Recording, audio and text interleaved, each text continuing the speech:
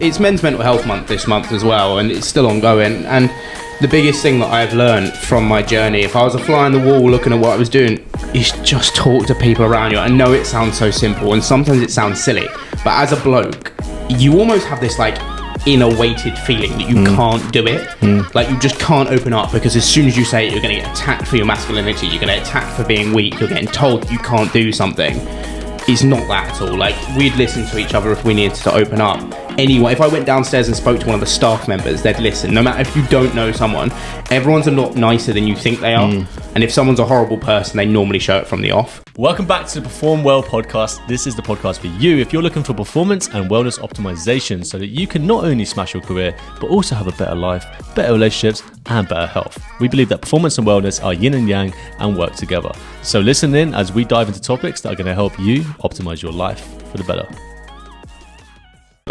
Welcome back to another episode of Perform Well podcast, and today we have a special, and this is for you guys that need to learn a little bit more about how to take care of yourselves.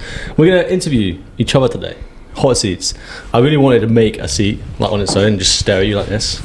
I'd find that very off-putting and uncomfortable. But we only have one camera angle, so we have to make do with this. It's kind of like what's that quiz game on TV? The one where they Mastermind. Do you know when they have that chair that spins around? Yeah, that way. Or Who Wants to Be a Millionaire? Or Who Wants to Be a Millionaire? I wanted an interview like this. I wanted to be like sat opposite a table and just stare at you. And you go Jeremy Clarkson on me, or Chris Tarrant. Yeah, but you need two camera angles, which is annoying. Guys, we're working on it. Dan, people don't know you, obviously. Nobody knows me. Nobody knows who you are. I'm a ghost. We need to dive into a little bit about your story, and then you need to give some help for these guys based on your story and in terms of what can help them with in regards to their own stories. I mean, okay. This is... you know what's weird? I said this to Nick before we jumped on.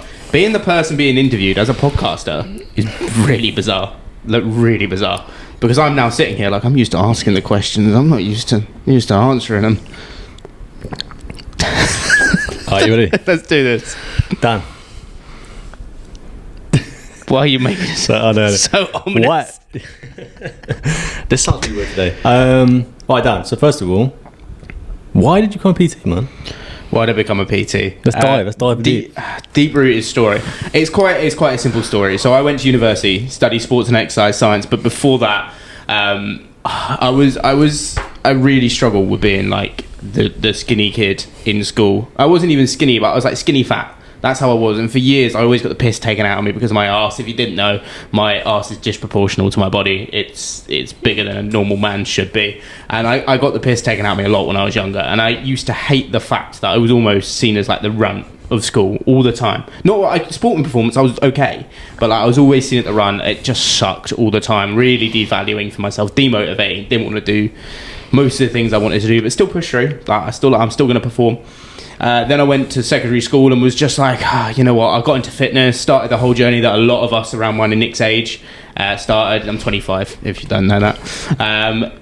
And you join in the Athlete X, Six Pack Shortcuts, Mike Chang, going through bodybuilding.com, which was hosted by Lane Norton at that point in time. And just took an interest in fitness. But I still wanted to be a chef. Yeah. Fun fact, I wanted to be a chef at school. Yeah. Like, I didn't want to go into PT at all. I wanted to be a chef. I wanted to cook because I really enjoyed cooking when I was a kid. And yeah, I went to college, went to secondary school, sixth form. Sixth form, I realised why people train for their mental health. I took a big turn down that road, and then I realised actually exercise is a great outlet. And then I went to... How old? I was... when you had the mental health breakdown, 17, 18. Things? 17, yeah. But isn't that just cool being a teenager? Not really, no. Not at that point in time. So people don't really know this. I don't talk about it a lot, which is why this obviously episode is quite good for it. I've always struggled with anxiety to quite an extreme as well. And my mum will know this too because she suffers with clinical anxiety. So I'm really anxious all the time. You just don't notice it because I portray it through my kind of really happy-go-lucky, really socially active talking to it. That's how I get rid of it. I just keep going. And some people notice I talk quite quickly when I'm anxious or talk a lot, which is why I podcast. But mental health just sucked. There was one point when I came into school, and this is when I was with my first partner, and it was a young relationship. You probably had these when you were like 16, 17, 18. A long time ago. You guys... A long time ago. A while ago. You don't really understand yourself, and they don't understand themselves. So a lot of what happens is emotional blackmailing constantly backwards and forwards with each other. And I was bad at times with her, and she was bad with me. Not like abusive, but like the way we talk to each other would be quite harsh. We wouldn't listen to each other. It would basically be about just having sex, going out and drinking, having parties. Do you know a deep thing about manipulation? Go on.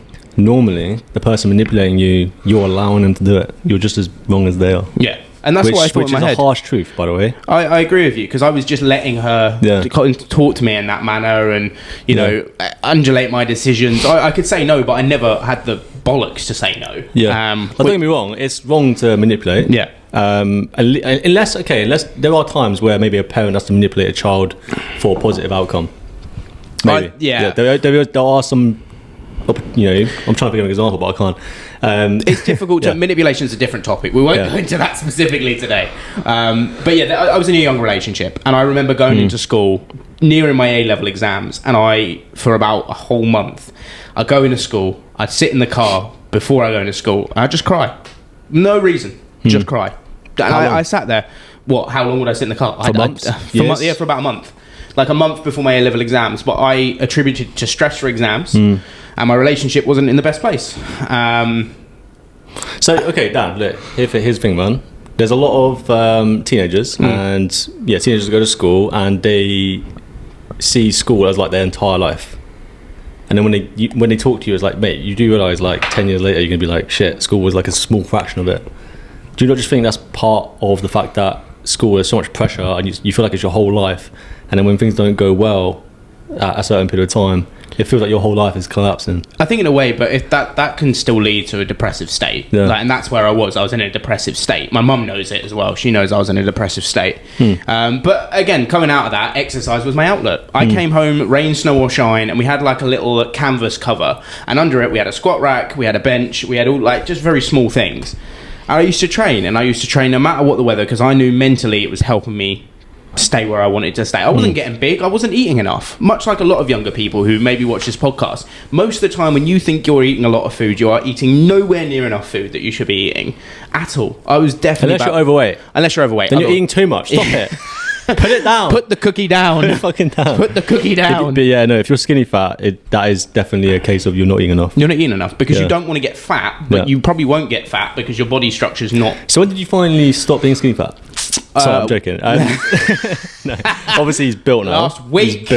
He's built. Because I've never seen you skinny fat, except for the pictures you showed me.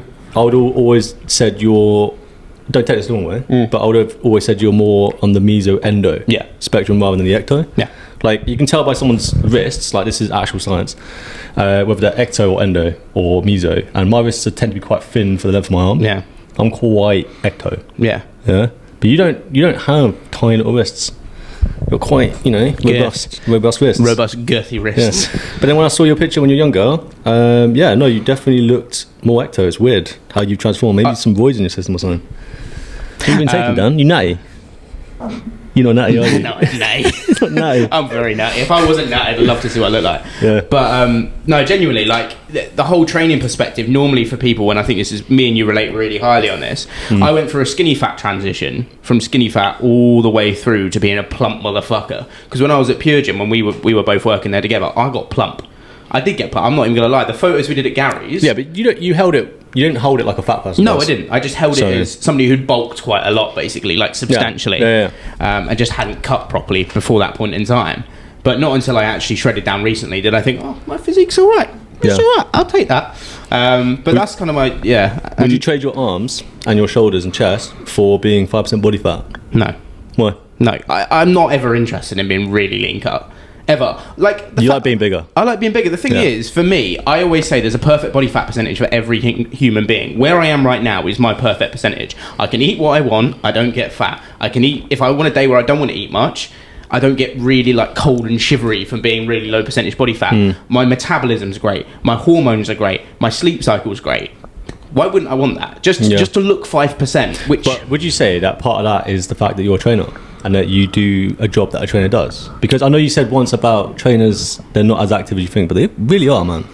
17,000 steps a day minimum. Yeah, I mean, That's very active.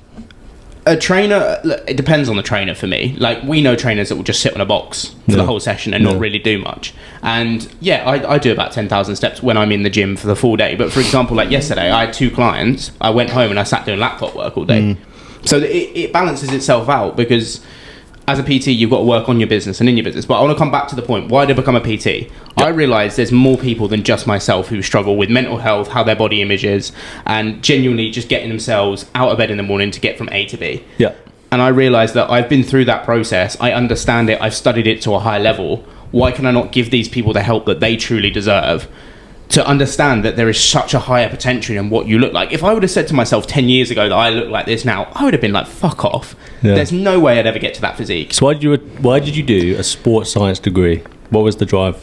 The drive to do it is I didn't know what I wanted to do, and sports was sounds just like me. Yeah, sports is genuinely all I ever knew. Yeah, I've done every single sport in the sun. I've done cricket, football, rugby, swimming. I've done triathlons now. I used to play golf. Like, I've done every sport. I used to love it, and I used to love the science. Have you done ballet?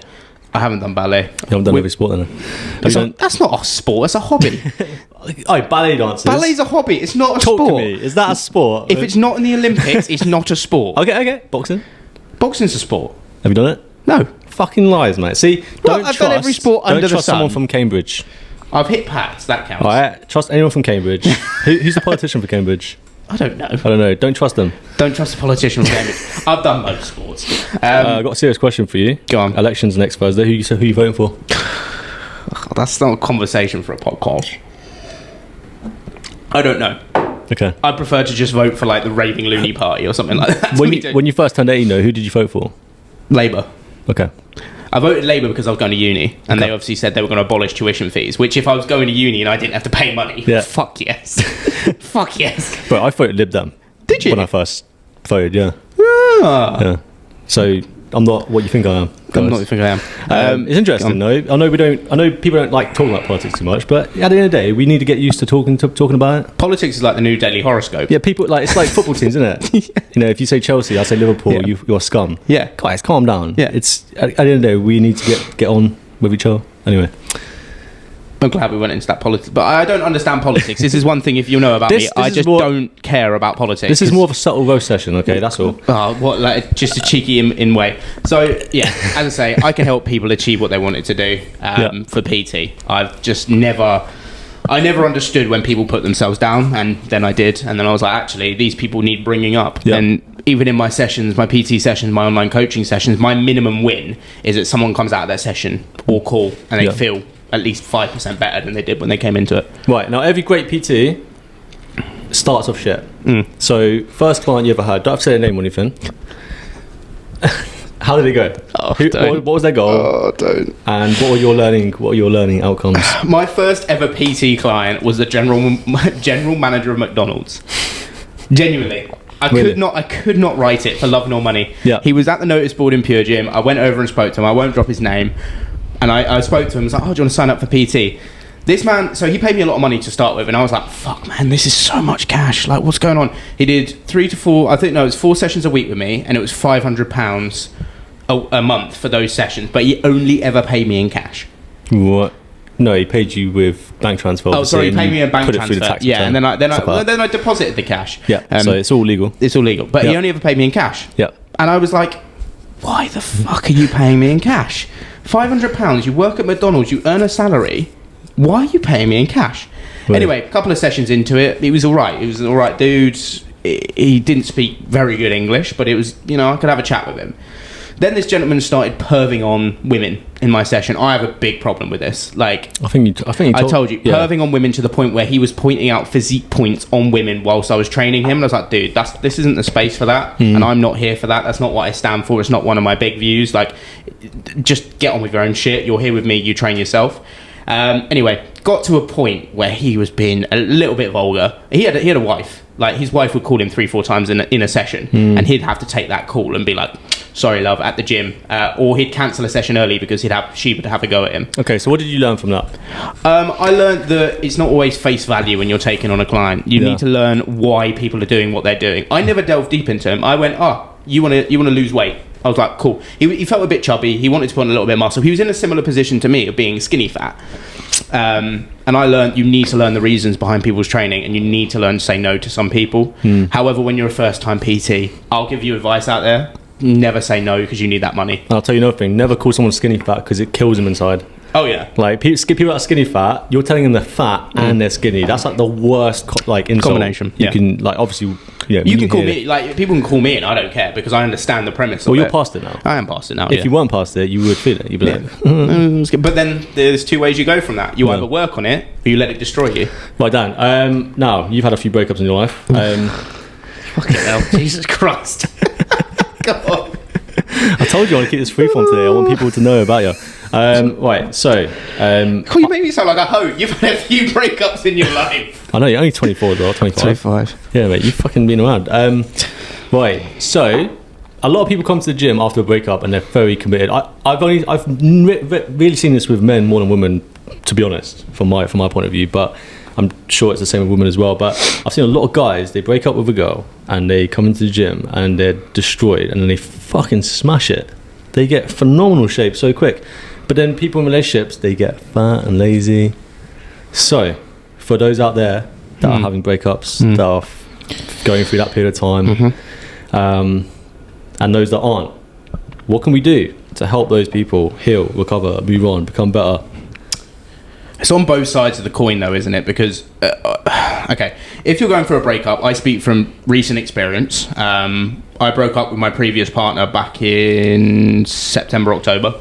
And I even spoke to you about this. I was going for a rough time, but I was being a typical bloke and be like, I'm fine. I wasn't fine. And mate, I got fucking jacked. Like, I suddenly just expanded out of nowhere. I was putting so much effort into my training. So, he's a funny guy. It's a roasting day, all right? He's a funny guy. It's roasting outside, it's roasting in here, right? Apologies for interrupting the podcast. We know you're getting fully engrossed into this episode and we really appreciate you stopping on the video on YouTube or on Spotify if you found us through one of the search pages. Make sure to leave a review and a subscription if you haven't already. But we just wanted to interject a point here that me and Nick have 15 years of coaching experience between us and it's only getting better as we've got better guests on the podcast. The only way we can do that though is with the growth of our program that we've just released. We've got a 12-month Perform Well program which has just dropped and we'd love you guys to get involved in it. If you want to learn more details, make sure to head to the description as we've got our website in there which can give you a full overlay of the program. We're looking to help career-driven professionals, entrepreneurs, small business owners and anyone dominate their life by improving their lifestyle. Me and Nick like to claim ourselves as experts in this area and if you want to check out some of our other transformations, I'm sure you do. We've got some amazing people who have performed so well off the back of this program. Have a cracking day and we really appreciate your time. Let's get back to the podcast. That should be the mantra. So advice, if you're coming through a breakup, one, you have to accept the breakup's happened. Don't be a groveling dog and chase your tail or chase their tail. If you've broken up or if you've broken up and seriously broken up, please just try and move on with things. If it's meant to be, you'll be back together and there'll be a reasoning behind it. That's my argument. If you know it's meant to be, you will have no connection. Like me and my previous partner tried going on a break. Didn't work, so we broke up. Breaks don't normally work. It's just an excuse to try and long it out. Being a friend with an ex is so hard to do. Oh, it's tough. I think, I want to be... the Andrew Tate part of me goes, just, there's no chance you can be a friend with an ex. Fuck them off. But there are some cases I've seen it work. Well, I'm still technically friends with my ex-partner, but we broke up on very mutual terms. That's fair. So, That's fair. like, and we don't speak. Yeah. So, like, I said well done to her. She, like, passed something that I'm, and, I'm very bad. But as I say, if you're going for a breakup, what's the best way to solve it? Yes, get in the gym and work on yourself if you want to. But the best thing to do is you need to accept the fact the breakup's happened and then you need to plan what you're actually going to do with your life. Yeah. Because normally breakups don't just come with you splitting up with each other. Breakups come with the fact of a financial loss, with housing, animals, children. There's so much to it. Take your time, plan it through, but still make sure to prioritize yourself. Because at the end of the day, what it comes down to is no matter if your family have got your back and no matter if you're, your ex is still trying to help you out, you need to do what's best for you. And unfortunately, in my position, and this isn't a bad thing about living down south, I have people here, but not to the degree of my family. Like, my family's back in Cambridge, so I spent like 2 months just on my own, basically in a flat on my own. Which character building. It was character building. It was tough, and that was the same time that my nan passed away. I had a real, remember I was telling you about this. I had a really bad run. Recently? So that was literally just the winter just gone, Yeah. because I split with my previous partner. My nan passed away. Sounds so long ago and I had now. a car accident. Yeah, I'm a different person now. You had a car accident? Yeah, I pranged someone's bumper. Oh, okay. So you were okay from it? It's Yes. the car that got fucked. Okay, yep. So I had to pay loads of money out to that, which I didn't really have at the time. But I had like a triple whammy of shit. And but yeah, if you're going for a breakup, just prioritize yourself. Honestly, just sit down and just take a minute, pause, for God's sake. You're not going to get anywhere by trying to muddle your way through. Just pause and take a first step forward. If you're going in the gym, I understand. I can help you out. Yeah. So Even yeah. in Southampton. If you're not, online. Right. So the reason why, guys, we're talking about this, obviously, is because we want Dan to share his story so you understand where he's come from. Because you see this fine specimen of a man he is now, but he wasn't all that. He was once a little run. He was a skinny fat little man that kept crying all the fucking time. All right. And now look at him, strong, stoic, solid man. Most compliments I got in one podcast. I'll take that. Sort of a roast in there, but Yeah. Stoic. So that's what we're doing today, guys. This episode and next episode, we're just trying to let you guys know where we're from. Obviously, Dan, myself, so you know where we come from. Because a lot of what you said, I don't want to interject because obviously this is more about what your story is, but there's a lot of similarities. And it's, I think, would you say that when there's trials and tribulations and darkness in your life, it normally leads to good? Oh yeah, it comes up the other side. Like I don't compare partners, I don't compare periods of time in my life, but my life is a lot better than previously. Hands down, a lot better. Like me with my current partner, like she's amazing, she's great, and I'm having a world of a time. My health, my well-being, I've never been so fit, I've never been so focused. Like that dark time that I went through for about 2 to 3 months was, I hate to say it, worth it for what I have now. Yeah. But those dark times, you've always got to think about the yin and the yang. And when you have yin, you're always going to have yang. And if you've got bigger yang, you're always going to have bigger yin at some point in time. That's the best way. Which one's the masculine part? The order part? Yin, I want to say, but I don't know. If anyone's spiritual out there, then you tell us. Yeah, no. But no, like there's been a lot that's gone on in my life, and I don't tend to delve too much into it. I probably could do. But it's difficult. I think it's difficult when you're on social media because I don't want to open up to people I don't know. Yeah. I tend to only open up to people that I'm really close to. Like my clients knew everything was going. They told me to take a week off work. I was like, not happening. There's a book called The Way of Superior Man. Okay. David, I can't remember his name. The Way of Superior Man. It's an interesting take. It's a very traditionalistic, spiritual focus on masculinity and femininity. But that's not the point. And he says about... what was it we were talking about before? Masculinity, femininity, clients, people, talking. Vulnerability, that was it. Sorry, I was going to talk about vulnerability very quickly because he talks about vulnerability being the greatest power as a man. Women are more likely to be vulnerable, but a man isn't. And this goes down to obviously mental health and being honest and being empathetic and showing your emotions a little bit more. But vulnerability like that, being vulnerable to your audience is really good. I do want to say, like, it's Men's Mental Health Month this month as well, and it's still ongoing. And the biggest thing that I've learned from my journey, if I was a fly on the wall looking at what I was doing, is just talk to people around you. I know it sounds so simple, and sometimes it sounds silly, but as a bloke, you almost have this like inner weighted feeling that you can't do it. Like you just can't open up because as soon as you say it, you're going to get attacked for your masculinity. You're going to get attacked for being weak. You're getting told that you can't do something. It's not that at all. Like we'd listen to each other if we needed to open up. Anyway, if I went downstairs and spoke to one of the staff members, they'd listen. No matter if you don't know someone, everyone's a lot nicer than you think they are. And if someone's a horrible person, they normally show it from the off. So if you are fit, just please outreach to anything. Even if just send a DM to me or Nick. Like it's as simple as that, and we'll be happy to talk to you. Yeah. I'm not a therapist. Nick's not a therapist. But you know, we've been through shit. 100%. We've been through lots. Well, any last thoughts, Dan? Anything you wanna say? Any last thoughts? Now, people, if you are looking at trying to improve in your health and well-being, like this is a performance and well-being podcast, and we've been doing this. It's coming up to 50 episodes now, which is absolutely insane. Yeah, we've had a range of guests. 49 today. 49. It's a range of guests from Dodge Woodall to Phil Lerney to Anna Hunt we had in here. You know, we've had OnlyFans models, we've had top performers who run Bournemouth Sevens Festival. We want to say a massive thank you to you guys firstly, but in terms of performance and well-being, the key things to remember is create a structure that works around your life and only your life. The amount of people I see take plans and workouts online and try to integrate them into their life, the reason they don't work is, for example, they're telling you to do 4 days a week, but you turn around and go, I can't do 4 days, so they don't even start. Turn around and try 2. If 2 works into your schedule, do 2 workouts. If 10,000 steps doesn't work, do 8,000 steps. Get active, get outside and enjoy it. The weather's beautiful, you've got no excuse not to get out there. Try and do the best to just get a little bit of activity, and as soon as you've done that, I can tell you what, the golden hammer starts to come down and you start to progress through. Fucking lovely. Right, okay, Dan, you can now shut up because this is the end.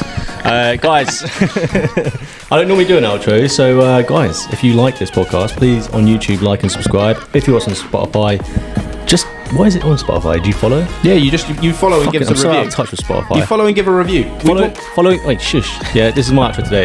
Follow, give a review, say how great we are. 5 stars, obviously. If you do anything less than that, tell us beforehand, and then we'll try and help you out a little more. We'll then give a review. Yeah. Follow Dan, obviously. Follow Dan King here. Coach Dan. Coach.Dan.King. Yeah, perfect. Lovely. Thank you very much, guys. Ciao. Catch you later.